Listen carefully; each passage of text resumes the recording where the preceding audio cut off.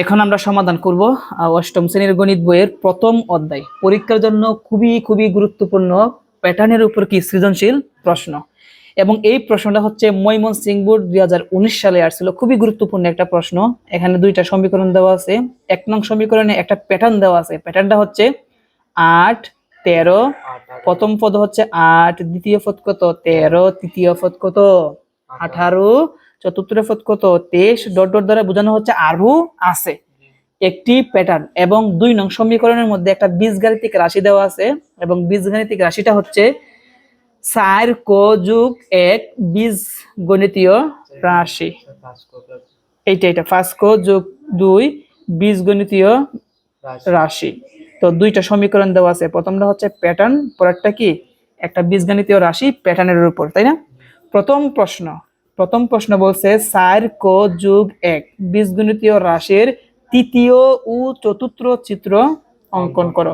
তো তৃতীয় ও চতুর্থ চিত্র অঙ্কন করার আগে আমাকে আগে তৃতীয় ও চতুর্থ পদটা আগে বের করতে হবে। কি বলছি? তৃতীয় ও চতুর্থ চিত্র অঙ্কন করার আগে তৃতীয় পদটা আর কি চতুর্থ পদটা আগে কি করতে হবে? বের করতে হবে। সেজন্য আমরা সর্বপ্রথম লিখবো দেওয়া আছে বীজগণিতীয় রাশি সমান 4 ক যোগ কত 1।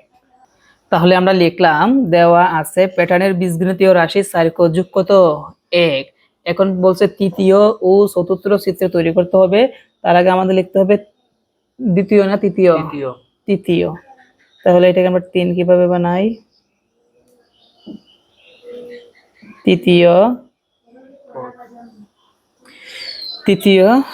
পদ, তৃতীয়তম পদ কি তৃতীয়তম পদ সমান, তো 4 এর জায়গায় 4 গুণ ক মানে কত 3 যোগ হচ্ছে কত 1 সমান 3 4 কত হবে 12, 12 আর যোগ কত 1 সমান কত হবে 13। এটা গেল তৃতীয়। এখন চতুর্থতম পদ, তাহলে 4 এর জায়গায় 4 গুণ আর এখানে কি হবে 4 যোগ হচ্ছে কত 1, 4 4 কত হবে 16 যোগ হচ্ছে 1 সমান কত হবে 17। এখন আমরা এই তৃতীয় ও চতুর্থের জন্য এখন আমরা কি করব? চিত্র অঙ্কন করব। আমরা অনেকভাবে চিত্র অঙ্কন করতে পারি। কিভাবে? অনেকভাবে। একটা আছে 4 এর মতন করা যায়, 4 এর মতন। কিসের মতন? 4 এর মতন। আরেকটা আছে কি ত্রিভুজের মতন। আরেকটা কি আছে? ত্রিভুজের মতন। আমরা অনেকভাবে করতে পারি। তো আসো আমরা এখন শুরু করি। প্রথম কি তৃতীয় চিত্র। কি তৃতীয় চিত্র? দেখো তৃতীয় চিত্র কিভাবে আমরা 4 এর মতন দিব। কিসের মতন দিব? 4। যেমন এ একটা দিলাম, একটা প্রথম কত 13 না? 1, তারপর কত 2 3 4 5 6 7 8 9 10 11 12 13। এটা কি তৃতীয় চিত্র। এখন কি চতুর্থ চিত্র কত 17। তাহলে 1 2 3 4 5 6 7 8 9 10 11 12 13 14 15 16 17। এইভাবে বুঝতে পারছি? এটাকে আমরা এইভাবে না লিখে আমরা আরেকভাবে লিখতে পারি ত্রিভুজের মাধ্যমে। কিসের মাধ্যমে?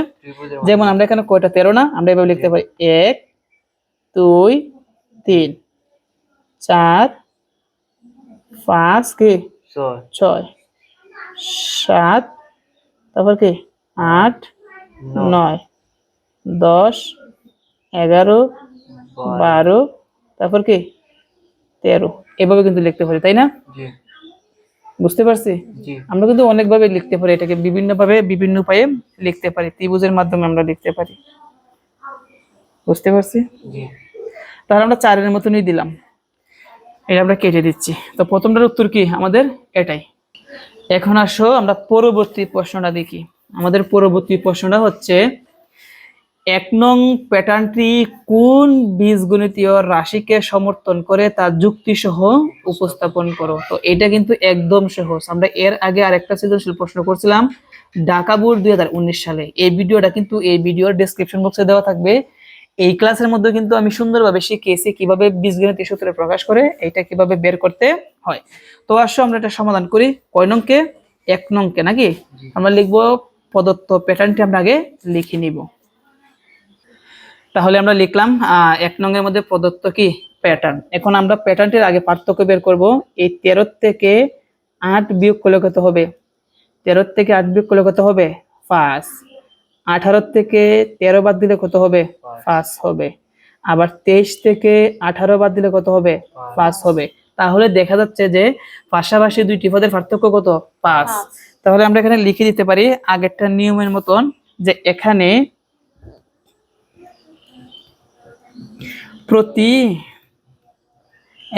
প্রতি পদে পার্থক্য। আমরা এই কথাটা না লিখে আরেকভাবে কিভাবে লিখতে পারি? এখানে পাশাপাশি দুইটি পদের পার্থক্য। তো পার্থক্য আমরা কত পাইছি? 5 পাইছি। কত পাইছি? 5। এখন প্রশ্নটা বুঝি। প্রশ্ন কিন্তু আমাকে বলছে যে প্রশ্ন কি বলছে? কোন বীজগণিতীয় রাশিকে সমর্থন করে এইটা বের করতে হবে, তাই না? তো এই বীজগণিতীয় রাশিকে সমর্থন করার জন্য আমরা সুন্দর একটা ফর্মুলা আমরা জানি। ফর্মুলাটা হচ্ছে, আমি এখানে লিখি, তোমাদেরকে আমি লিখে দেখাই। ফর্মুলাটা এইভাবে,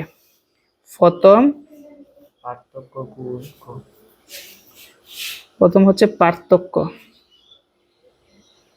পার্থক্য গুণ ক, তারপর কি এখানে যোগ, তারপর কি প্রথম সংখ্যা মাইনাস হচ্ছে পার্থক্য। এইটার মাধ্যমে কিন্তু আমরা বীজগণিতের রাশিটা কি করতে পারি? বের করতে পারি। আচ্ছা, পার্থক্য আমরা কত? 5 গুণ, তারপর কোর জায়গায় ক, যোগ প্রথম সংখ্যা কত? 8 বিয়োগ পার্থক্য জানি কত ছিল? 5। এখন 5 কে ক দ্বারা গুণ করলে কি হবে? 5 ক। আর 8 থেকে 5 গেলে যোগের কত থাকবে? 3 থাকবে। তো এটি হচ্ছে কি আমাদের বীজগাণিতিক রাশিকে কি করে? সমর্থন করে। তো এটা তো আমরা সংক্ষেপে বের করছি। আগে কিন্তু আমরা এভাবে রাফ করে বের করে নিব, কারণ সহজ করার জন্য। কি করার জন্য? কারণ এখানে কিন্তু আমাকে উল্লেখ করে বলছে যে যুক্তি সহ উপস্থাপন করো, এই জন্য আমাকে যুক্তি দিতে হবে। আসো আমরা এখন যুক্তি দিই। আমরা লিখবো এখন আমাদের প্রথম সংখ্যাটা কত ছিল? 8 সমান এই 8 কে আমরা এই বীজগাণিতিক রাশির মাধ্যমে ভেঙে লিখবো। প্রথম কি আছে? 5। তো দিলাম 5। এই 8টা হচ্ছে প্রথম পদ, 13 হচ্ছে দ্বিতীয় পদ, 18 কি তৃতীয় পদ। যেহেতু 8 প্রথম পদ, এই জন্য আমরা প্রথম পদের মধ্যে আমরা কি দিব? গুণ কি দিব? 1 দিব। কি দিব? 1। কোর পরিবর্তে আমরা কি দিছি? 1। আর যোগ কত আছে? 3। তো দিলাম যোগ 3। আবার কিন্তু 5 থেকে 5 আর 3 এ যোগ করলে আবার কত হবে? 8ই হবে। দ্বিতীয় পদ কত? 13। সেম আবার এই বীজগণিতের সূত্র, প্রথম কি আছে? 5 দিব 5। 5 আর কোর মধ্যখানে কি আছে? গুণ দিব গুণ। ক এর পরিবর্তে দ্বিতীয় পদ এইটা, এজন্য কি দিব? 2 যোগ কত? 3। তো দিলাম 3। আবার গুণ করলে 3 যোগ করলে সেম কি হবে? আবার আগেরটাই হবে।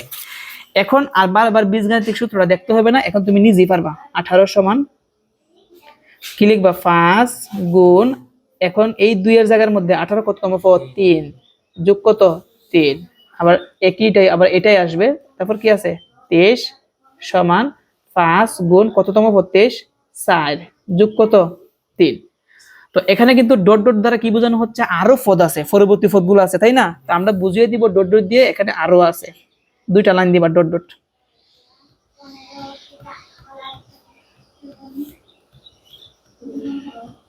কয়টা লাইন দিলাম?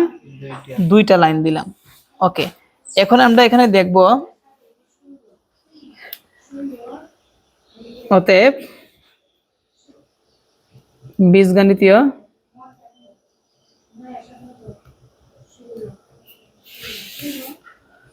রাশি সমান। তো এখানে প্রত্যেকটা দেখো তো কত? এখানে 5। তাহলে আমরা লিখবো 5। যেহেতু গুণ আছে, গুণের জায়গায় কি দিব? গুণ দিব। আর প্রথম, দ্বিতীয়, তৃতীয়, চতুর্থ এগুলা জানি আমাদের বীজগণিতের সূত্রের মধ্যে কি ছিল? ক ছিল। কি ছিল? ক। তো দিব ক। তারপরে এখানে যোগ যোগ যোগ দিলাম যোগ। আর সবগুলো কি আছে? 3 দিলাম 3। এখন 5 দ্বারা ক কে গুণ করলে কি হবে? 5 ক যোগ কত 3। তো দেখো আমরা প্রথমে যেভাবে সংক্ষেপে বের করেছিলাম সেমটাই কিন্তু আমাদের এখানে পাইছি। এটি কি আমাদের বীজগণিতের রাশিকে কি করে সমর্থন করে। এই জন্য এখন আমরা লিখে দিব অতএব প্যাটার্নটিকে 1 নং প্যাটার্নটিকে 5 যোগ 3 বীজগণিতীয় রাশিকে সমর্থন করে। তাহলে আমরা লিখে দিলাম অতএব 1 নং প্যাটার্নটি 5 যোগ 3 বীজগণিতীয় রাশিকে সমর্থন করে। এটা হচ্ছে কি আমাদের উত্তর। আশা করি তোমরা এখানে খ নাম্বার প্রশ্ন তোমরা ভালোভাবে বুঝতে পেরেছো। এভাবে কিন্তু পরীক্ষার মধ্যে কি থাকবে। এখন আসো আমরা নেক্সট অঙ্কটা সমাধান করি। আমাদের পরবর্তী প্রশ্ন হচ্ছে 2 নং। কি বলছে? 2 নং বীজগণিতীয় রাশিটির প্রথম 51টি চিত্র তৈরি করতে কতটি রেখাংশের দরকার হবে তা নির্ণয় করো। তো আসো আমরা এটা সমাধান করি। ওকে, তাহলে এখন আমরা এটা শুরু করব। আমি একটু ডিটেলসে বলি, এদিকে লক্ষ্য রাখি। বলছে 2 নং বীজগণিতীয় রাশিটি। আচ্ছা, 2 নং এর বীজগণিতীয় রাশিটি কি আছে? 5 যোগ 2। এই বীজগণিতীয় রাশিটির প্রথম 51টি চিত্র তৈরি করতে 91টি চিত্র তৈরি করতে কতটি রেখাংশের দরকার হবে, অর্থাৎ সমষ্টি বের করতে হবে। কি বের করতে হবে? অর্থাৎ 51টির সমষ্টি বের করতে হবে। এটা কিন্তু আমরা এর আগের সৃজনশীল প্রশ্নের সমাধান করেছিলাম 130টি পদের কি সমষ্টি, ওই রকম। তো আমরা সর্বপ্রথম 2 নং এর বীজগণিতীয় রাশিটা লিখবো। দেওয়া আছে বীজগণিতীয় রাশি 5 যোগ কত 2। তাহলে আমরা লিখলাম দেওয়া আছে বীজগণিতীয় রাশিটা কি ছিল 5 যোগ 2। যেহেতু আমাদের মোট রেখাংশের সংখ্যা বের করতে হবে, কি বের করতে হবে? রেখাংশের সংখ্যা। মনে রাখবা, রেখাংশের সংখ্যা বের করতে হলে আগে আমাদের প্রথম চিত্রের জন্য কয়টা রেখাংশ লাগবে এইটা আগে বের করতে হবে। প্রশ্ন কিন্তু বলছে 91টি চিত্র তৈরি করতে রেখাংশের সংখ্যা কত। তাহলে 91টি বের করতে হলে আমাদের অবশ্যই আগে প্রথম সংখ্যাটা লাগবে। কি লাগবে?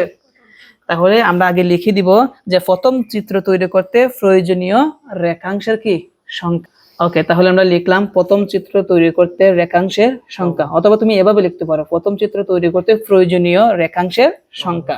তো 5 এর জায়গায় কি 5, মধ্যখানে আছে গুণ, কোর পরিবর্তে প্রথম না, এই জন্য কি দিব 1 যোগ কত 2।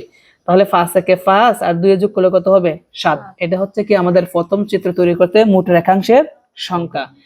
এখন মোট কয়টি? প্রথম কয়টি? 91টি, তাই না? তো 91টি চিত্র তৈরি করতে মোট রেখাংশ বের করার আগে 91টি চিত্র তৈরি করতে 91তম পদটা আগে বের করতে হবে। কি বের করতে হবে? 91তম পদ। তো আমরা এখানে লিখে দিব যে 91তম পদ, 91তম পদ না, যেহেতু চিত্র বলছে, চিত্র তৈরি করতে রেখাংশের সংখ্যা তৈরি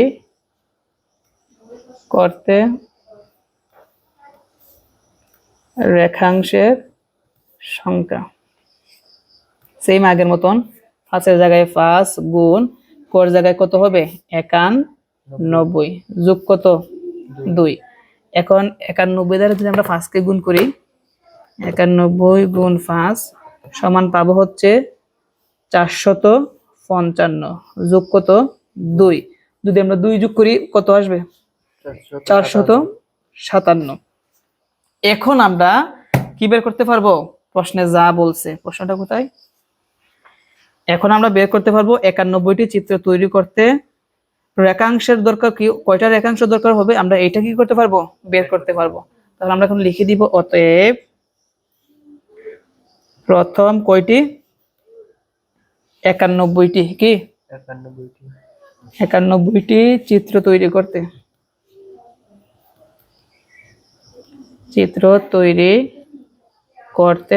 মোট কি মোট রেখাংশের সংখ্যা, মোট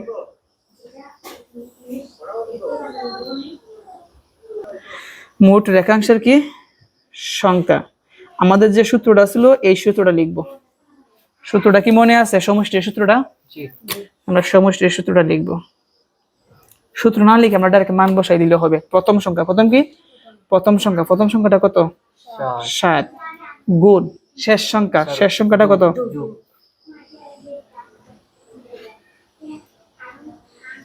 ওকে, প্রথম সংখ্যা যোগ শেষ সংখ্যা কত? 457 গুণ কি পদ সংখ্যা কত 91টি না, সেই জন্য দিব 91 ভাগ কত 2। এখন যদি আমরা সাথে আর 557 যোগ করি, যদি আমরা 557 সাথে কত যোগ করি 7 যোগ করি, তাহলে আমরা পাবো হচ্ছে 464। কত পাবো? গুণ কত আছে 91 ভাগ কত 2। এখন আমরা উপরে দুইটা গুণ করব, গুণ 91, তাহলে আমরা পাবো হচ্ছে 42224। 42224 ভাগ কত 2। তো 2 দ্বারা যদি আমরা ভাগ করি তাহলে আমরা পাবো হচ্ছে 21112।